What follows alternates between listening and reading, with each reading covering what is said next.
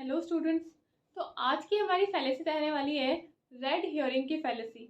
Red herring की fallacy जो है वो एक ट्रेडिशनल ट्रेनिंग मेथड से आई है। पुराने टाइम में क्या होता था, डॉग्स जो थे वो फॉक्सेस को कैच करते थे, यानी कि डॉग्स जो थे वो फॉक्स को पकड़ते थे।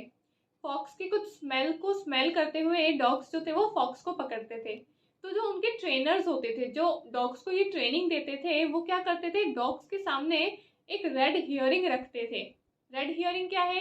रेड हियरिंग एक डिस्ट्रैक्शन है। तो वो डॉग्स के सामने कुछ डिस्ट्रैक्शन पॉइंट रखते थे, ये चेक करने के लिए कि डॉग्स जो है वो अपने टारगेट की तरफ जा रहे हैं या फिर उस रेड हियरिंग की तरफ डिस्ट्रैक्ट हो रहे हैं। तो यहीं से ही हमारी रेड हियरिंग की फैलेसी आई है।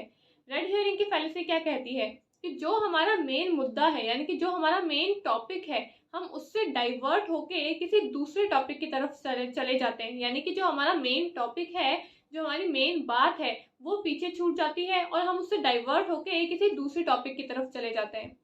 फॉर एग्जाम्पल, जैसे कि कल क्या हुआ, मैं और मेरी मम्मी शॉपिंग पे गए थे। तो मैंने मॉल में देखा एक बहुत ही प्रिटी ड्रेस थी, तो मैंने बोला कि मम्मी ये ड्रेस मैं ले लेती हूँ। तो इतने में मम्मी ने मुझसे बोला कि देख देख वो मेंस सेक्शन में कितनी ब्यूटीफुल सी शर्ट रखी है, वो पापा पे अच्छी लगेगी, तो चल चल उधर चलते हैं।